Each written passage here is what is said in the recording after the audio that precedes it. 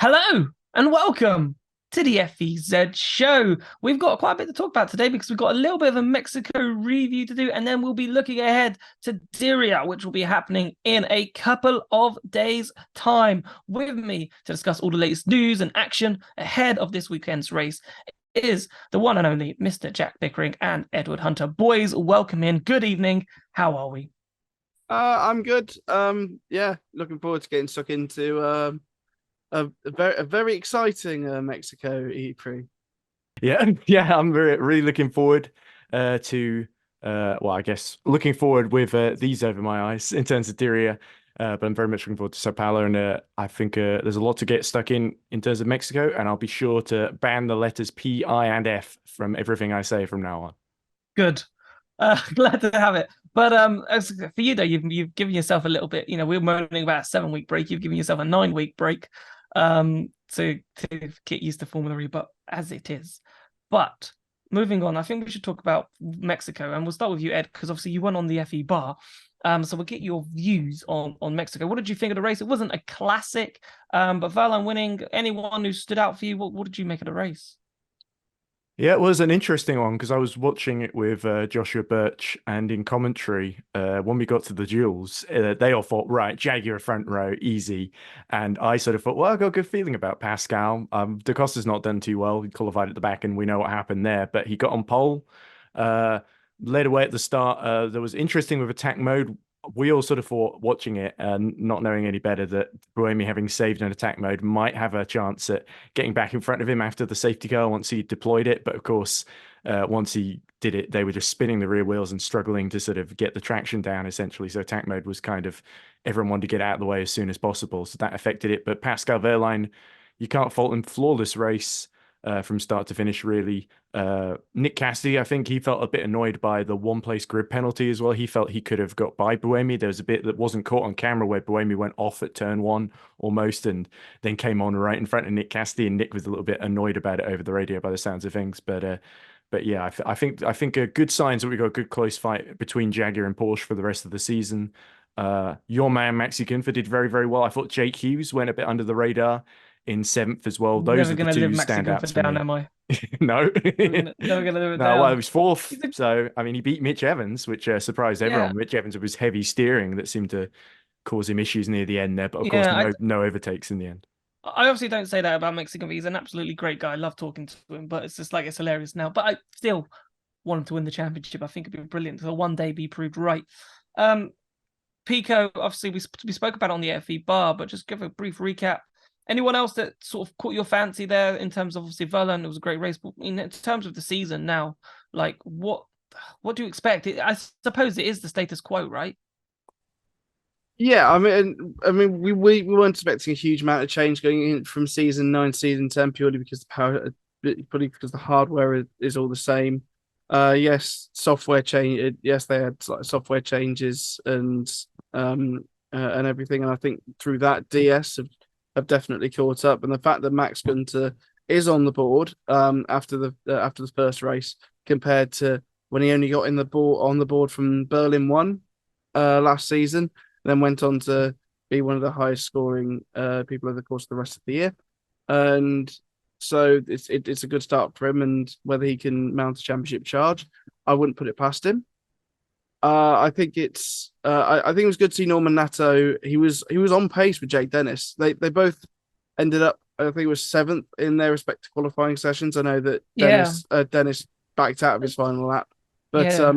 Well, I definitely agree with you yeah, with NATO though, 100%. Like I thought he was amazing. I thought he did a really good job. Was stuck with Dennis, even though you could have said Dennis had a poor qualifying. NATO maybe could have done better because Dennis didn't get that final lap in Pico. But well, in terms of the race, it was good. Nato out qualified Dennis Yes, because of but the but that's because of the still didn't whole make the jewels though. But person Dennis would have didn't made yeah Dennis would have person made the started on jewels. the left hand side instead of the right hand side. So Dennis, had he not had that, had he not backed out in his final lap, then who knows what would have happened. But yeah, I think it's I don't think we're going to see the exact same story as we did last year. It's one of the main reasons why I'm not a huge fan of the one Two-year cycle. powertrain over the 2 seat 2 year cycle. That's what I was trying to go for. Um but yeah, it'll be interesting regardless. And yeah, I'm looking forward to Diriyah. It always produces um some good. It always produces some good racing. Think of Edo a couple of years ago when he overtook two cars on the inside, then the outside within about 5 seconds of each other down that long straight. And yeah, so yeah, Deer is always going to be a good one. I don't think we're going to see Pascal take both of them like we saw last year, but yeah, Pascal's definitely in a strong position because of the three races that started the season last year. The one that he didn't win, he has won this time. Yeah, indeed. And I think obviously he's already got a 10-point cushion in the championship. So it's now, Porsche have said in terms of their qualifying, and that was the thing that they wanted to work on, Ed. And I suppose for Wehrlein, if he can work on his qualifying, and if Porsche's qualifying isn't still an issue, if he can be in the duels again, then surely he's in a good chance and a good position to potentially extend that lead or keep a good chunk of it going into Sao Paulo. Yeah, we've been here before last year, didn't we? Where he was getting good results, was qualifying relatively well at most races in the first part of the season, then fell off in the second half. Porsche were basically never really making the duels that often, not often enough at least anyway. So, but over the winter break, it looks like Pascal has worked on a lot of things. Obviously, he became a father. There's pictures of his daughter celebrating his win at home and hugging. Oh, there's dad on the TV, and there's obviously when he celebrated, got out of the car, there was a little handprint on the top of the helmet that his daughter had made, which I thought was a really lovely touch. That Pascal got up very slowly and bent over and pointed to it, which was a nice little gesture to his family. So he just seems in a really good place. Towards the end of last year, he sort of lost his way a bit, and we saw it a couple of times, didn't we, in his seasons with Porsche, where something would go wrong. Like Monaco season 8 comes to mind, where he had the inverter powertrain issue, where it shut down right as he was leading, and you interviewed him, didn't you, PK? He seemed utterly dejected after that, and obviously season 9 towards the end of the season, it felt a little bit like deja vu again, where he felt the championship had gotten away from him, but he was putting a brave face on it, saying, we still got some good wins, we still put together a decent championship challenge, we'll be back and better next season. And full credit to him, he's delivered on that. But Jaguar are going to be strong. We saw how much they developed last season, and although there's going to be diminishing returns on the software, there's no reason not to think Jaguar are going to be well in the mix in the remaining races this season. Yeah, for sure. I really do think Diriyah will spice things up, and it'll be interesting to see where we are in terms of the season going on the exit of Diriyah, and in terms of how teams performed. I think we'll have a really good gauge on how this championship is going to go leaving Saudi Arabia. I want to talk a little bit about Mexico because obviously it wasn't a classic race, and Ed, I'll come back to you on this because as I said, we heard a little bit from Pico in the FE bar, but this is kind of new. We didn't discuss this attack mode. Obviously it's in the stadium section. I think it's in the stadium section for one reason only, because that's where all the fans are. But it is not a great place for attack mode. And you think now when they've added that section with the hairpin, you'd probably think the hairpin is probably the best place for attack mode because there isn't much changes. The gap for attack mode isn't great. But then overtaking in Mexico isn't great either. But could potentially moving attack mode, do you think that could maybe do something to spice up the racing at Mexico? I don't know. I don't think the location of the attack mode was the problem. The problem was it was so dusty offline because it's obviously those parts of the circuits that retarmac that aren't used for Formula One or any of the other series that visits Autodromo Hermanos Rodriguez. So it's a difficult one. I think also the Gen 3 cars, we saw this last year. It was season 9 at Mexico as well. Jake Dennis basically ran away with it at the front, and main the battles were behind as Di Grassi was struggling with the energy management, and it doesn't look like the Mahindra powertrain made by ZF has gotten any better, particularly in the off season. Although the noises come from the drivers, Nick De Vries seemed interestingly kind of upbeat, which was interesting. But anyway, going back to attack mode, I think it's very very circuit dependent here. I sort of agree though that the stadium isn't the right place for it. I think I agree that the outside of a hairpin like we have at circuits like Hyderabad comes to mind, where obviously we had Sam Bird going 10-pin bowling there last year, and obviously we're not going there at all this year for reasons we talked about before. But it comes to mind that and a couple other circuits as well and London as well has it on the outside of a hairpin usually as well. I think that's the more obvious place where where there's a bit more risk to going offline and you're definitely going to lose the position. Whereas in Mexico, if you time it right, you can just about do it without losing any positions, like we saw with Robin Freins right before he crashed into the wall and didn't make any contact at all with Ido Mortara. So that was probably the most dramatic thing that happened in that section the entire race, because otherwise it was people nearly making a move as they got into the Forosol Stadium. So it's great to see the fans there. It's great that we have that part of the circuit that goes onto the full Peraltada, which I absolutely love. It's easily the most exciting bit in qualifying, watching people just muscle it through the final corner. But I agree, in the race we need to rethink a lot of things about Hermanos Rodriguez, I think, in the future for Gen 3.5 as well. Yeah, in terms of Pico, like the drivers before the race, right? Were like, oh, high altitude, it's gonna be. We're not gonna see a Portland. They know what race they're installed for, which I don't think's great. Like the drivers are so that they're prepared, they understand, which is good that they understand it. But I think from a sporting side, in terms of them wanting to have this show, remember when we were talking about Attack Charge, right now? Like, oh, we have this great show and we love the show and we don't want to spoil the show with Attack Charge. But then it felt like Mexico was like, people were like, actually, maybe we need Attack Charge to spice it up. Maybe that might work better for Mexico, for example, because yes, we do get the crazy races, but then we get the races like this. But it's interesting that the drivers are going, it's because of the specific conditions that are in place with the altitude and so forth being at high up, and the way the track's laid out means that we ain't going to see much overtaking. We're not going to see much. And I'm like, so I don't know what Formula E can do with that, because Mexico's a purpose-built track. You can't really tackle too much changes to the track. But is that something that maybe Formula E have got to think about when they introduce these, when we go to Shanghai, for example? It'd be interesting to see how the racing's like there. You'd think there's going to be more opportunities to overtake because it's a bigger track. There's a lot of corners, there's a lot of opportunities to overtake in Shanghai compared to Mexico, if we think historically with Formula One. But do you think maybe when they're thinking about these tracks that we are going to now, and it looks like that we'll probably be going to more and more as the future goes on, but modified circuits like Mexico, that they really find a layout that can actually work for the series? Yeah, I think it's obvious that the track layout hasn't as much as I prefer the current layout to what we had in seasons 2 through 5. It's 2 through 6, sorry. I think we went to season 6, Mitch won. But yeah, as much as I prefer the current layout to what we had then, the racing it doesn't produce as good a racing. I think the fact that we've had to reintroduce that chicane on the back straight for safety reasons, because obviously going down the back straight, there's not much runoff before they go into the stadium section.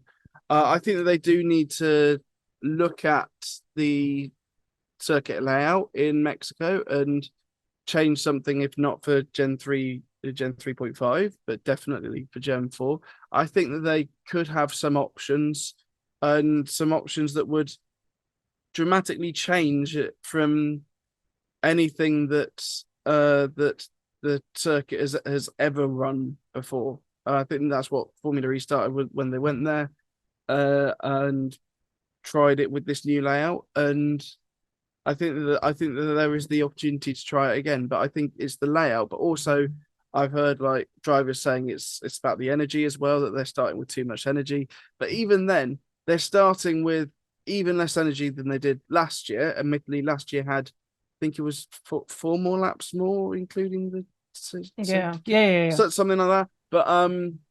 But even then, it's even then they're using 30. I believe they use 38.5 kilowatts of power throughout the entire race on Sunday, when they've got a power unit that and the battery stores 57, I think it is, kilowatts of power. Which I think it's interesting, right? Because when you say, because yes, they did reduce the energy, right? And I'm thinking, oh, what about the full track then? There you go. Oh yeah, that's long straight, though, too long. But you could pull Ricard it. Portland. And I think that could, but what I mean is you could pull Ricard it in terms of, on the back straight, there's the chicane. They don't all do the run through like they did in F1. You could add the chicanes in like they do in Mexico, because obviously turn 1, 2, there's a really good opportunity for a bit of regen. Then you've got another straight, another chicane, and then it's another braking zone before you go around and do the fast loop and back onto the Formula E circuit effectively. I wonder, and maybe it's just a question for both of you hypothetically here, how far do you think Formula E are away to potentially, if they wanted to, use a full Mexico, use a full China? Do you think that's a Gen 4 target, a Gen 5 target by the end? It's like we're using these modified circuits, but then if we use the full circuit layout of Mexico, then there is regen opportunities in there. You could add a chicane down the front straight like they do in Valencia. It might not be a great overtaking position, but at least you get an extra chance to regen. What are the odds? Do you think Formula E are aiming to one day potentially race? Bearing in mind, I know you're thinking lap times to F1, but really and truly, we should go, look, we're not competing with F1. We just want to show that we've gone from modified tracks to actually racing on the full track with maybe 1 or 2 adaptations and show, look how much progress we've made. Because I think that would show more progress with electric mobility than keep racing on modifying circuits. And that's the question, both of you, just out of curiosity that from what we've been speaking about. I think I agree with the fact that that the using a more modern using the full circuit will help will help the justification of everything, etc. The thing is, we'd have to put a shit like that is one of the longest straights on the Formula One calendar. That straight is the straight that holds the record for the highest top speed in Formula One by Valtteri Bottas in 2016, I think it was. That's right. Yeah, and so yeah, it's the longest straight in Formula One. And the thing is, we tried putting a chicane at turns 1 and 2 the first time we went to Mexico City, did, and that went down really well, didn't it? Should we get Sebastian? Remember Nelson? Should we get Piquet Sebastian Jr. as and well? Jerome Nelson, on? Yeah, let's get Nelson to see what he thought about that chicane as well. Yeah, perfect. That's why in season 3 they changed it. They changed it so that it was more of like a flip, because that chicane was just awful, and that's the thing. My worry is that we will see these just horrible little chicanes. I'm not a fan of the Valencia chicane. But the thing, it's used in testing. I'm fine. It's being used in testing. I didn't like it when we used it in season 7, but when we went to Puebla a couple of years ago, now that is a normal circuit. Yep, it's fine. And they stuck how many barriers around the circuit for advertising and tightening corners? Yeah, honestly, it didn't look great, and so that's what I'd think of. And I was actually surprised they didn't do more of that in Portland when we went there. And the only bit that they actually did was turn 1, so they couldn't cut it like the IndyCar drivers do. But then, as I said, Formula E would never win because, then if we go into these tracks, which are maybe because there's some in Germany as well, maybe the Saxon Ring or something like that. I'm just trying to think of smaller circuits. Saxon Ring is what I think like we need to go back to France. Yeah. Le Mans Bugatti circuit. Maybe. Come on. But then again, like let's do it.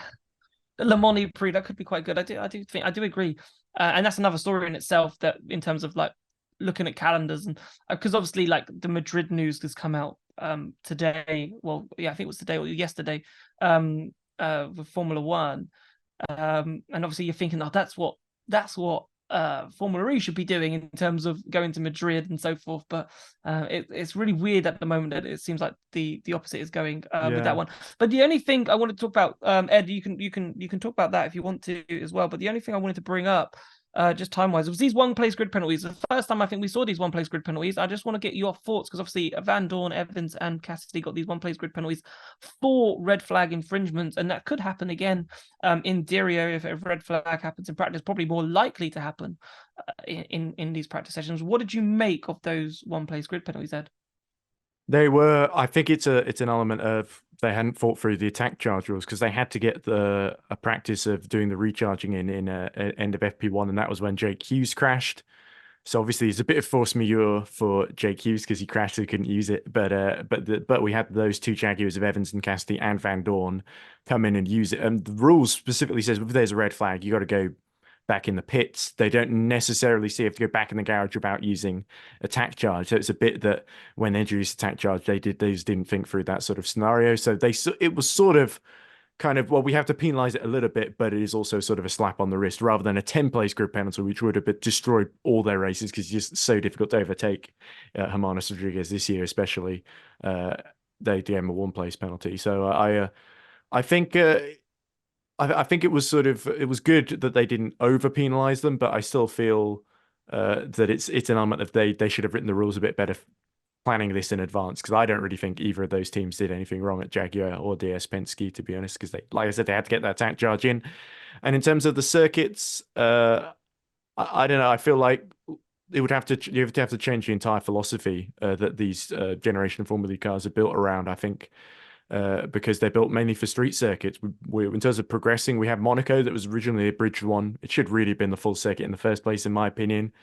But yeah, we already had a bit of graduation from the street circuits that Formula E started with. And I think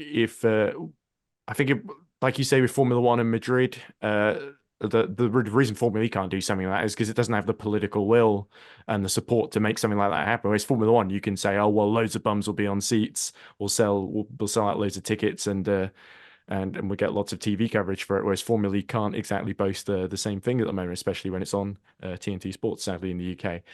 But anyway, without wanting to be too down on anything, I think the trajectory we've got with potentially De Grassi was talking about using a bit of four-wheel drive in Gen 4 maybe, and some of the other stuff. I think there's some improvements technologically that could come along, but we'll have to see, I think, what the circuits end up being like. I think hopefully they can modify some of the ones they've got already rather than having to look for completely new circuits where it might be difficult to get, people that just go all the way to Donington, for example, to watch Formula E. They would, well, I mean, back in the first season when we had those tests, yeah, absolutely. But now it's been so long, I doubt we'd maybe get the same audience that would be willing to go out their way to go to Donington.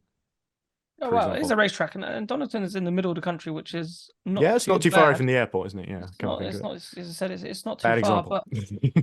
but I get your point though, and but I know we're talking about circuits here, but I still want Formula E to have street tracks. Like, I still think that's part of its DNA. So, from what Ed was saying there, then Pico, which was quite interesting, with the red flags, obviously they had to simulate the attack charge. So just to no confusion, no attack charge pit stops were actually done. There was no charges involved. But in FP1, they were simulating the movement. So obviously they were simulating the movements of the attack charge when in the red flag section, rather than going straight to the garage. And then obviously they simulated, then wheeled it into the garage. So they got a 1-place grid penalty. But Pico, so it looks like, I'm assuming from that potentially we might not see these 1-place grid penalties again this season. But do you think it might be a good idea, for example, speeding under red flag or something like that? When they get this fine, maybe they get a fine and a 1-place grid penalty or something like that, just to a bit more of a slap on the wrist. Would you like to see that? Because I think that could be something good. Actual properly penalize something for a red flag. Yeah, I think the introduction 1-place grid penalties, I think, is a really solid idea. Actually, I think that they've smashed it out of the park with this one. I think in terms of other series, I wouldn't want to see it, but I think with Formula E it works. I mean, because it's such a truncated format and everything gets and everything. Everything's a little bit more pressure because everything happens within 24 hours. Obviously, they moved P1 to Friday night, and that's what they have done since the start of season 9. But with the exception of Monaco, because they can't shut the roads on Monaco on a Friday, but they can for F1. So, yeah, I feel that I feel that because it's quite a pressured environment to do everything all in one day. I feel like 1-place penalties are actually quite fair. They work. Yeah, I agree, especially for these infringements and so forth, and just like these little technical nuances, or even if they went over 300 kilowatts in a practice session, like a 1-place grid penalty, like that's fine. Like, I know it's annoying. You could say that it's all sporting and it's affecting qualifying, and it's a lot of things to think about. But I thought, especially on the speeding on the red flag. So if you had any speeding incidences on the red flag, I thought that was a nice little, where you're going to lose a place on the grid by doing that. So I thought that was a solid idea. But I think we've talked Mexico. I know we've talked lots. So I think we're going to look ahead to Diriyah. And I think Diriyah will be a really. I think these two races are huge. I really do. I think it's going to set, I think, Ed, the standard in terms of, right, are Porsche really going to attack Jag? Is Jag going to run away with these two races? Are DS actually going to be competing? Can they do something? And where are the Nissans? I think we're going to get two races here where I think when we leave, we're going to have a much clearer picture and a much clearer understanding of who our title rivals are. It might all still be all three, by the way, or whether or not we might say, actually, DS, not for them. Nissan aren't going to do much, not going to challenge. They're not going to be too surprising. I think, if Jake Dennis or surprisingly Norman Nato does well, he might be a surprise contender for a title, for example. I think we'll leave Diriyah in a position where we'll go, actually, yeah, there's a lot we can learn. There's a lot we can take. Yeah, it's certainly going to be more representative of what we're going to see potentially for the rest of the season, leaving aside the software development race, such as it is, and leaving inside, other stuff I want to say, which I won't, about Diriyah. But in terms of the competitive order, I don't see any reason not to expect Pascal to still be quite strong. I think, like you mentioned in the FE bar show, Da Costa has got to really, like Nick Golding said, he's got to show up in Diriyah. I think there's a lot of pressure on him, particularly in terms of whether the likes of DS, Nissan can get one over. I think DS will perform a bit stronger in the Maserati and in the factory DS Penske's than we saw at Diriyah last year, where they were still struggling. They were still getting on top of their package, weren't they? And they were like 3 of the 4 of those powered cars are in the points, with the exception of Jehan Daruvla, who's still, learning Formula E. So I think we can only expect so much from him when, like you say, he has to learn everything in a day, and it's essentially a little bit of a baptism of fire for him. But yeah, in terms of Nissan and McLaren, Jake Hughes got a pretty decent result, and the other Nissans were basically just outside the points in the form of Bird and Roland and Fenestraz. And Fenestraz was a little bit unlucky that attack mode, the strategy for Nissan didn't quite pan out his way. So I think that Nissan has got good quali pace still, but whether it's got the efficiency in the race, especially in a circuit where you can overtake quite easily like Diriyah, I think that remains to be seen. As for Mahindra and ERT, I think it's a case of survival for them, especially ERT with Sedi Kamara's, I think it was his inverter or something that's been undiagnosed that blew up before the starting grid in Mexico. So I think they've got reliability issues, and Mahindra, they've just not got the pace. But I think Nico Muller, he's kind of the new underdog of Formula E, nearly got on the duels as well. I think he could spring a few surprises. I'd say watch out for him. Yeah, Muller for sure. I think obviously Pico, like Diriyah, as Ed said there, like it's much easier to overtake, and especially going into, I think it's turn 18 where the attack mode zone is. We always see overtakes. We always see something going on there. So power energy saving will be interesting, and those with the better powertrains and the better software, I suppose, this year we did see in Mexico that really and truly the energy management gap was kind of neutralized. However, I thought it was really interesting that Andretti, out of all the teams, could have done another lap. Right, they had 4% going into the final lap of the race compared to everyone's 2%. So I don't know why they ended up. I don't know what was their strategy. Maybe for a last ditch, try and see if they could flat out overtake people on the final lap, but it didn't work out for them. But if Andretti and the Porsche powertrains, because they are Porsche powertrains, can get that percentage advantage in Diriyah, that was the only thing that I thought caught my eye in Mexico going into this race. Then you could argue, okay, Andretti did do it in Mexico. If they can do it again in Diriyah, surely they're in pole position. Well, we saw that as well with I think it was Jev on the back of Mitch. It was sort of a bit like in Hyderabad last year when Cass was fighting Jev for the win. That Jev had far more power, a couple percent more power than what Mitch I think had. it was the other way around. I think you've got this the other way around. I think Jev was leading the race, right? He had 1% of energy. No. I'm on about Mexico. Yes, in Hyderabad it was Jev in the lead and Cass second. Yes. But in Mexico City it was Mitch who was 5th and Jeff who was 6th. Got you. Jeff had Wrong battle. 3% more power. Yeah, exactly. And so yeah, it was and the thing is, it gets to a point in the race where you go flat out and you can't really do anything anymore. And so that's what Formula E is at the moment. And whether you're liking these like sort of races like we had in Berlin and Portland last year, or whether you don't, I preferred Mexico if I'm completely honest.